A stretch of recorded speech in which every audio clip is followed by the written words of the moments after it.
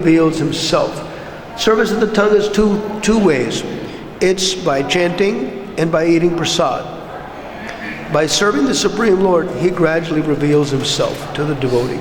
Anyone who loves and serves some deity, some form of the Supreme Lord, which is transcendental, beyond the scope of material energy, then the Supreme Lord gives himself to his devotees. And that is his nature. And he reveals himself and becomes the friend to the devotee who serves him. He states in Gita that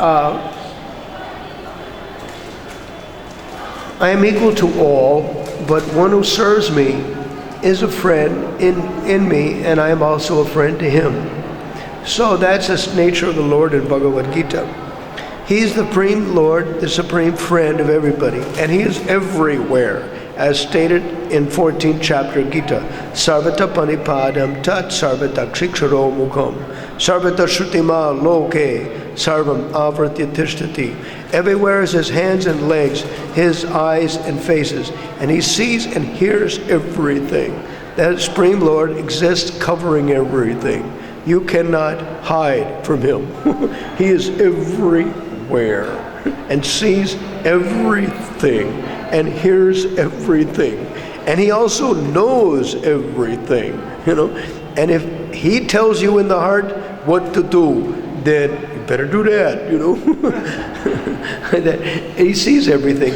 And although we have difficulty doing it due to our conditioned nature, still, we should never give up hope, and we should continue to try. And that is the nature of the Supreme Lord's love and affection for the minute, independent, living entity. The Supreme Lord is fully independent. And Svarat, he is completely independent. And the living entity has minute independence. And the Supreme Lord, out of his kindness, doesn't force the living entity. Yet, he did a couple of times. Actually, he did in Brihad Bhagavatamrita. He forced he forced Gopakumara to be his devotee, actually. So the Supreme Lord does sometimes interject. Generally, he doesn't, though. He lets the living entity, because bhakti is love. You have to love the Supreme Lord. You have to want to give it to him. Not that he will force you to give it to him, like that. He did sometimes, but that's pretty rare. It's pretty rare when Krishna forces the living entity, It's pretty rare that he interjects, and he does it. Generally, he does so by his nature, by his sweetness. So that's the understanding of the Supreme Personality of Godhead. Sattvam hi me hridayam yatra dharma. His nature is transcendental goodness, beyond the modes of material nature. Transcendental goodness, beyond the modes of material nature. Every living entity has mixed, sometimes good, sometimes passion, sometimes ignorance. And these three fight for supremacy. But the Supreme Lord is always transcendental and good. And yatra dharma, wherever that Hridayam is mind or his heart, is situated, yatra dharma. So dharma means occupational duty or occupational religiosity. So there, whenever the Supreme Lord says, that is religion. Sometimes people find fault with Krishna that he told Arjuna in Bhagavad Gita to kill and to cheat also, like that. So, but whatever the Supreme Lord says, that is religion. And it was very funny. There was a pastime in Gita when Krishna told Yudhishthira Maharaj to tell a lie.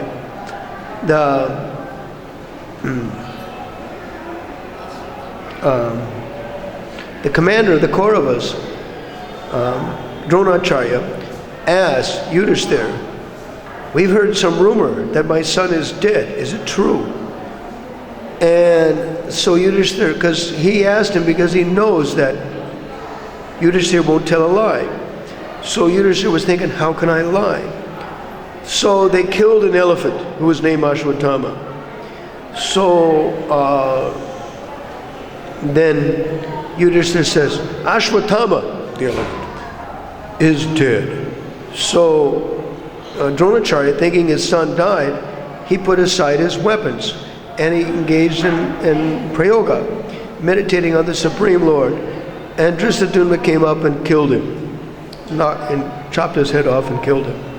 Was criticized by everybody because Dronacharya was engaged in prayoga, was engaged in meditating on the Supreme Personality of Godhead. So other than that, other than cheating in the Battle of Kurukshetra, it was simply not possible to win over.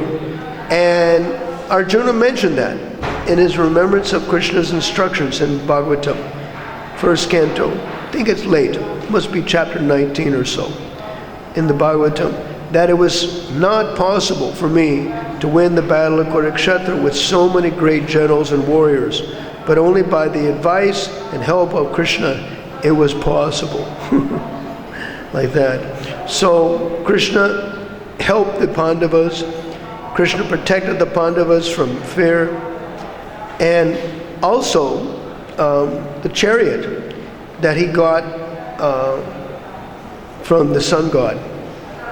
That afterwards, after the Battle of Kurukshetra, Krishna told Arjuna to step off the chariot because the chariot had assumed so much of the fighting that it burned to ashes right in front of their vision, literally. It was interesting. Shloka by shloka of Mahabharata is great, because you see what's going on, and the whole thing is really neat. And a abridged edition just doesn't do it like the original, shloka by shloka. It's almost the same thing from Ramayana, When you see the original with Sanskrit like that, an abridged edition is not at all satisfying in comparison. Abridged edition is okay for those that don't have time to go through the whole thing. But if you've got time, if you're a sadhu or a sattvi, and you have more time, then there's nothing like the original to satisfy you. An abridged edition can never satisfy you. So, yata dharma, prashte krato me yara dharma arad. In the back of the Supreme Lord exists adharma, because everything emanates from the Supreme Lord. So even irreligion emanates from the Supreme Lord. Adharma, improper acts, emanate from the Supreme Lord, but it's situated in the back side. And it says, I keeping it far away. I don't have anything to do with it. Some living entities who are in the mode of ignorance and in the mode of passion do these things. But the Supreme Personality of Godhead, being situated always in goodness, has nothing to do with irreligion. Bhagavad Gita, chapter 5, it says, the Supreme Personality of Godhead doesn't take responsibility for the living entity's sinful or pious activities. People just think that he is responsible, but he's not responsible. People just think that he's conditioned, but he's not. It's basically Atmayava Manyate Jagat, that we're conditioned, and therefore we think that the Supreme Personality of Godhead is conditioned and imperfect like us, but he's not. That's the distinction. We're imperfect, we make mistakes. The Supreme, if one is a devotee, the Supreme Personality of Godhead sometimes has to help out the devotee. Just like Srila Bhaktisiddhanta Babaji, when he was sick, when he had a cold, he would take yogurt, which is forbidden. And Krishna has to help him out now. It's interesting. Krishna has to help him out now. It's quite interesting. So devotees really shouldn't force Krishna to justify and help out us when we do something, But we should always remember Krishna. And it's stated in Gita, that in chapter 18, verse 58, that if you're in difficulty of remember me, you will cross over all difficulties by my grace. That is extremely satisfying. That the Supreme Lord, if you remember him, the devotee gets intelligence from the Supreme Lord to cross over all difficult situations. In the material world, there's nothing but difficulty. In the spiritual world, there's nothing but pleasure. But if you're advised to go to the spiritual world, we won't give it up, our material life or conditioning. We have to be told by the Supreme Lord to give it up. At the time of death, the spiritual master tells us, just give it up. There's nothing to do to hold on to. Just give it up. We have to accept the departure of the living entity of the material world. And devotees of the Lord are only businesses to serve the Supreme Lord and chant his name. In the spiritual world, there is nothing but sevya, who is to be served, seva, the service, and the sevaka, the person who is doing the service. So that is the nature of the spiritual world. And in the material world, our business as devotees is to do only those three things. Service, who is to be served, service, and to render service, the person rendering the service. So the devotee is given a better spiritual body by the Supreme Personality of Godhead. But the Supreme Lord within the heart has to convince the living entity to give it up, because we know nothing but the material world. That's our only experience, material world, material bodies. Therefore, we have to be convinced by the Supreme Lord at the time of death just to throw everything, meditate on them, and give up the material body. We have to be convinced. It's interesting. But within the spiritual world, there's nothing but spiritual matter. Satchidananda Vigraha. There's eternally existing and full of knowledge and full of bliss. And there's no miseries. That's the nature of a spiritual body. We have a material body with asad. It is not achet, full of ignorance, and nirananda, full of miseries, lacking in happiness. Prabhupada was saying, if you ask somebody in the hospital, how are you doing? They say, I am well. Prabhupada said, just try to understand the meaning of his feeling well. His foot is up in traction, He has miseries, nothing but miseries. He says, I am well. It means you have less material miseries. Radha Govinda Maharaj gave me one verse years ago that it's a Shubhashita that Sarva Bhadrani Pashyantu Ma Kaschit Dukhavak Bhavet. Sarva Sukhena Bhavantu. May everybody become happy. Sarva Shanti Niramaya. May everybody become peaceful and be free from ignorance. Sarva Bhadrani Pashyantu. Wherever they see, may they become auspicious. May they see only auspicious in every direction. And Ma Kaschit Dukhavaka Bhavet. At any time may they not experience harsh speech. So then I was thinking, only in the spiritual world can you have that. In the material world, these situations are never there. That shloka is only attributable to devotees and the Supreme Personality of Godhead and the spiritual world. In the material world, you can't have those things. That shloka, you can't have that in the material world. No matter what you try, you can't have that. So, but it's also nice, durvibhav, you can't understand it. Materially situated, you can't understand it.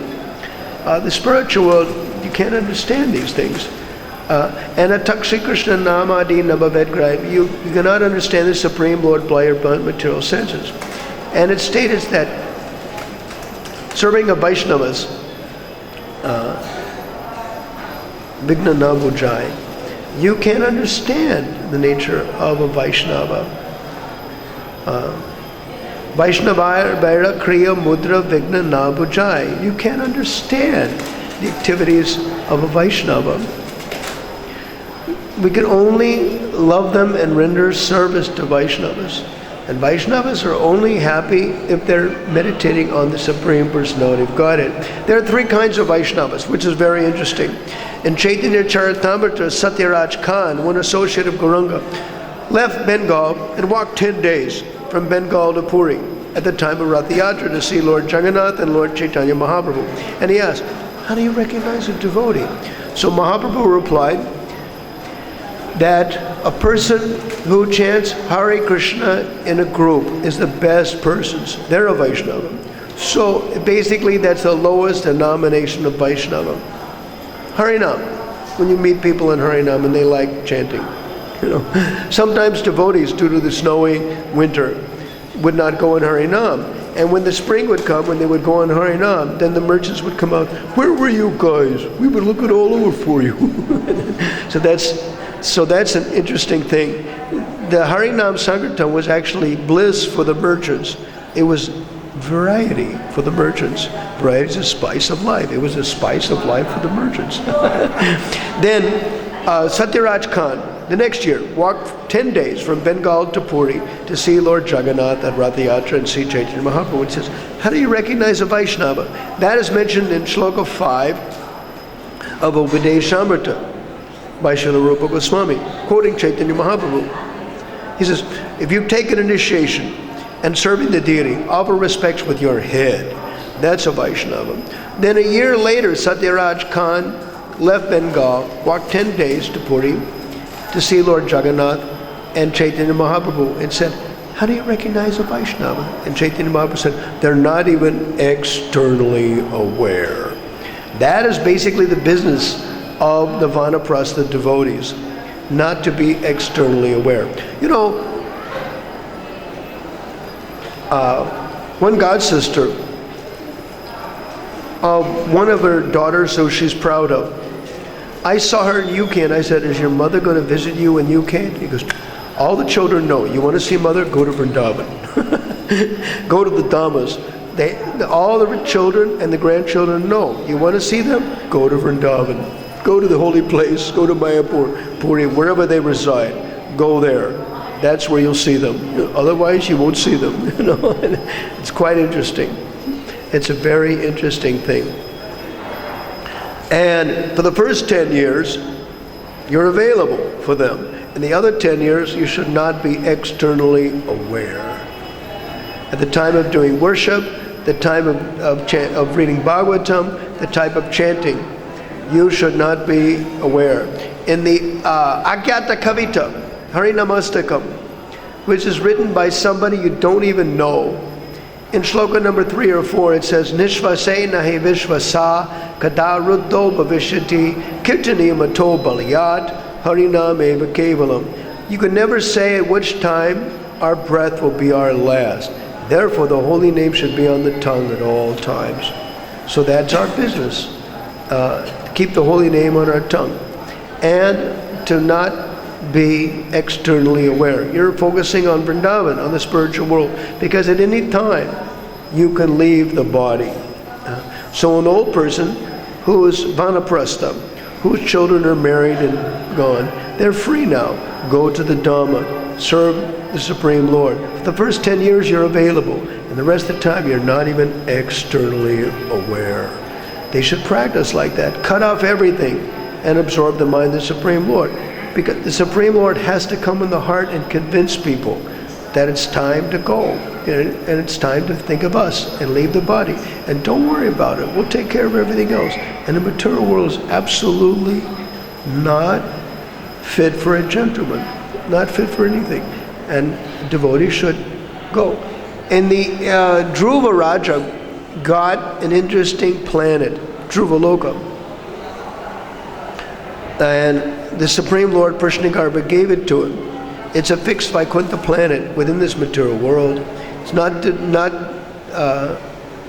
doesn't merge at the time of Pralaya.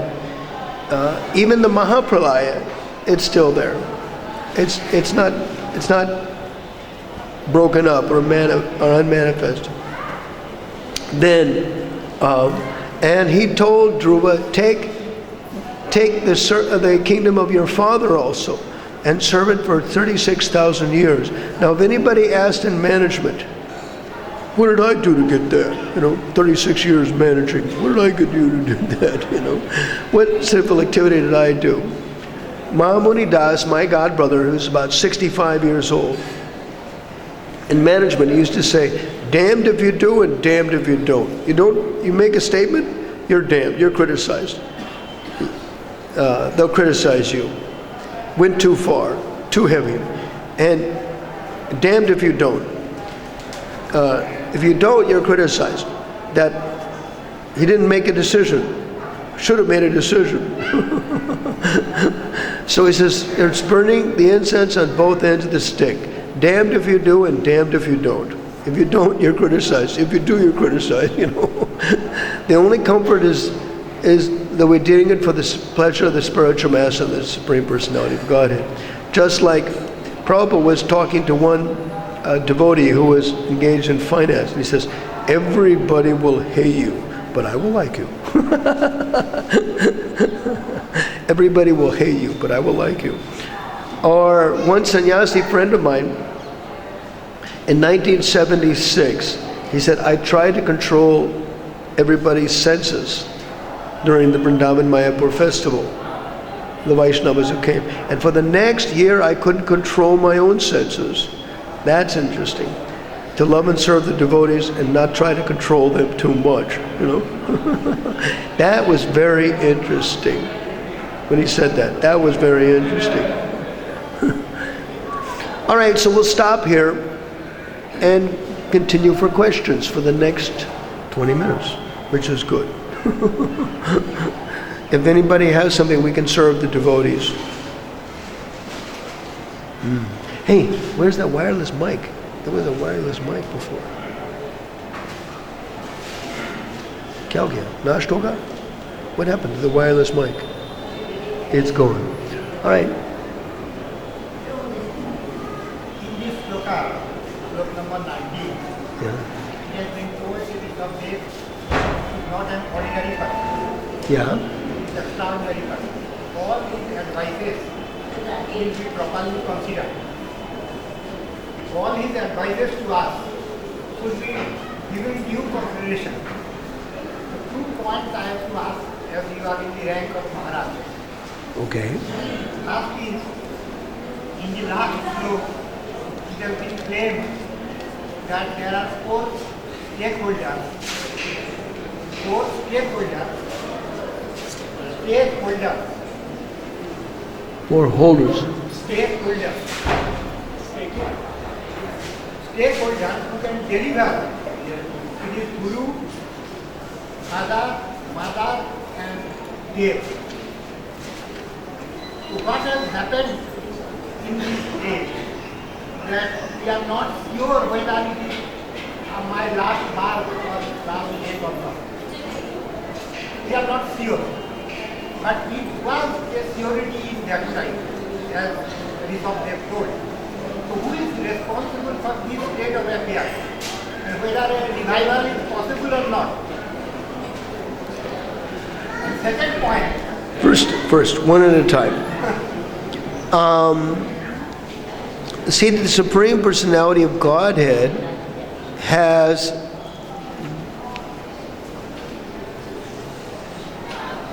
where's the what happened? Mar gaya. Good job. So the first point is, well, the Supreme Personality is responsible for the 4 ages, yet he's not responsible at the same time. It's given by material nature. He's not responsible. At the same time, he is responsible. He did do it, So he's responsible and not responsible. Now, what are we supposed to do about it? We're supposed to be aloof. We can't change things. There are Saptadatri, 7 mothers that are considered.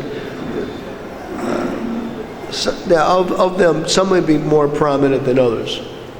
4 may be more prominent than others. They're called Saptadatri, 7 mothers, something like that. Well, there may be some that are more prominent than others. Second point? Second point. may not be there in the school. The Bishop has decided the criteria for the appointment of the Prime Minister of the nation. And Prabhupada You're has- talking about the 20th shloka. the man who should be appointed as Prime Minister of the nation. Okay. And Prabhupada has discussed in detail in his passport. It has been, they have came to the conclusion that a man from Krishna consciousness attitude should be the Prime Minister. So, what is your opinion? Who should be the next Prime Minister of our country?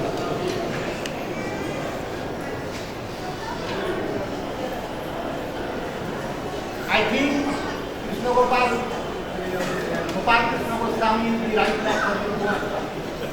For his Gopal Krishna Goswami is the right man for the post for his management degree in 2 universities and Krishna Bhavana Bhavi, mind state, then his mature age.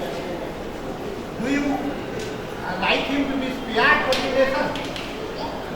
We can like somebody, but what is the value of our liking? You know, we can like somebody who's sattvic, you know, who in our opinion is sattvic. But what is the value of our opinion? It was very funny. Just like there was a Kirtan Mela in Germany, and they had a whole, you know, booth about, you know, Yamuna Protection Program. And I said, now, how many deshis have you got signed up? Because only their opinion matters. You can have as many Videshis say about Yamuna Action Plan, about this and that, and the politicians will just throw it over their shoulders because they're only interested in vote bank politics. So how many deshis have you signed up? I said, otherwise than that, it won't have an effect, you know. We may like person who is sattvic, but the only question is who captures the vote. And it mentions in Bhagavatam, 12th canto, chapter 3, that the Gundas will capture the vote and sit on the seat by force. I was on a plane, and some Indian was there, and I was referring to the BJP candidate, Narendra Modi. I said, Ali Baba may be clean, but what about the Chalice Shore they bring with them? The bureaucrats, the thieves. So Prabhupada said, what is the difference between this party or that party? They're all chores. They're all just thieves. Steal everything and put it in the pocket. They know that they're only here for a short period of time. Steal what you can. Put it in the pocket, you know. To get somebody who is clean is very, very rare. Who's actually clean? They're all chores, you know. Ali Baba may be clean, but what about the Chalice Shore he brings with him? That was very funny. Yeah. Even if you don't have anurag for the name, still the name has all the potency of Krishna, isn't it? Yeah, even if you have no taste for the name, Nama Nama Nami no. There's no difference between the name and the person. Some people have an opinion that this is not the real name and that this is not actually Krishna and this is a external name. So how we understand this concept? Well, Bhaktivinoda Thakur says, Bahir Akshara Nama Hoy Nama Nahi Hoy. You can chant the external syllables of the holy name. That is not the real name. Yet at the same time, something is better than nothing. You know? Something is better than nothing. So, and even according to the glories of the holy name, even Namabhas, Namastakam says, even Namabhas, the glim reflection of the holy name can give liberation, can destroy miseries and give liberation. So of that, something is better than nothing. It is better that at least we chant something. And I mentioned this, it was very funny, in Manakshiksha Shloka 3 it says, Api tyaktva Lakshmi patiratimito bhyomanyayanim. A Vaishnava should give up attachment to Lakshmi Narayana because that will cause you to go to the spirit, to that Vaikuntha.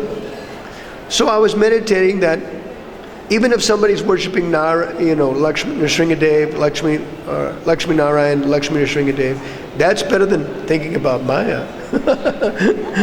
Something is better than nothing, you know. All right, they've done something. At least they're something spiritual. We have to experience. One more question that we see that Lord Krishna's name, he is also named, addressed in conjunction with his devotees. But Lord Vishnu generally not. So correct me if I am wrong in that. Just like Yashodanandan we say and Nandanandan we say. But Lord Vishnu is never say Sunandanandan or something like that. Why is it like that? Is there something special about Krishna? No, we just haven't experienced. We haven't experienced it. That. But there exist other people that are like that. A lot of them exist in South India, given by their names, given by their parents or well-wishers. Another thing to think about is that our spiritual masters who award initiation names, they haven't finished those names yet. When they finish those names, don't worry. They'll go back to those other names of Vishnu or Lakshmi like that. Don't worry about it. They'll go back to them. It just simply means that we have no experience about them because we haven't seen it. I met one Vaishnava in Ahmedabad. His name is Vyasamuni. Does. So, like that. You don't have to worry about it. One devotee, the vice president in Ahmedabad, is named Vishnu Nama. Does. So my point is not Vishnu's name. His devotee's name is not there. It's like Krishna is said Yashodanandan. So Lord Vishnu's, among Lord Vishnu's various names, his devotee's name is. Yeah, we haven't seen that because we haven't seen that. Don't worry about it. They'll come. Don't worry about it. Our spiritual masters haven't run out of names yet, so they will eventually. They'll eventually get to it. You'll see it eventually. You'll see eventually somebody else has that name. And also the name should be given according to nakshatra. So in the nakshatra wills that you should give those syllables, then don't be scrambling to think of that. Syllables, how to give those syllables. You don't have to worry about it. Those names will come. You haven't seen it. Eventually you will. Anything else? Yes, Prabhu. Whatever good happens, the Lord is responsible. But whatever bad happens, the Lord is not responsible. But sometimes it is told that, like many times it is told that Supreme Lord is the cause of all causes. So how do we understand this? The Supreme Lord is the cause of all causes. Irreligion emanates from the Supreme Lord. Yet Gita says in chapter 5 that Supreme Lord cannot be held responsible. So it emanates from the Supreme Lord for the satisfying the living entities who want those things. But you can't offer that to the Supreme, your bad traits to the Supreme. But it's interesting. There is a shloka at the end of the puja. Asaruva karma. Whatever is properly done or improperly done, yatara charatam maya, that I've done, please make it good. So basically, a devotee must do seva aparad. You must make some mistake when you're serving the Supreme Personality of Godhead. Some mistake with body, mind, and words. But if the heart is in the right place, then the Supreme Lord can make it good. Like that. Like that. So ultimately, he's not responsible. At the same time, he does defend and protect and support his devotee. Like that. He can do it. At the same time, he's not responsible if we do something stupid. It's like it was very funny that Prabhupada took some charanamrita at a temple once and they put salt instead of sugar. Cooks keep it far away. The salt bucket is far away from the sugar bucket so nobody will mistakenly mix one with the other. So this girl put salt in the charanamrita and she told Prabhupada Krishna's mercy. Prabhupada said, it's not Krishna's mercy, it's your stupidity. So, it's interesting stuff. She probably didn't do that in the future. Any cooks with their salt keep the sugar bucket far away from the salt bucket so you don't mistake it. There was another story that also double salting. You put salt at the end. You don't put salt in the middle because you forget. One godbrother made a pizza for a sannyasi who really likes it a lot, and he double salted the pizza. So that sannyasi godbrother threw it in the face of that devotee. That's interesting. Another story we heard, cooking story we heard, is when somebody put salt in the halva instead of sugar. And you couldn't eat it. It was like really bad. In Radha Damodar party, they used to have things to keep the cooks on their toes. If the cook makes it raw, cook eats it. If the cook makes too less, cook starves. If the cook makes too much, cook eats it. And if the cook burnt it, then cooks eat the burnt part. We had to keep you on your toes, Now, you don't want to eat the burnt part. So what do you do about that? If you actually burn a pot, then I learned from cohorts to put baking soda. It lifts up the stain. You put baking soda in water for a half an hour, and it lifts up the stain off the pot.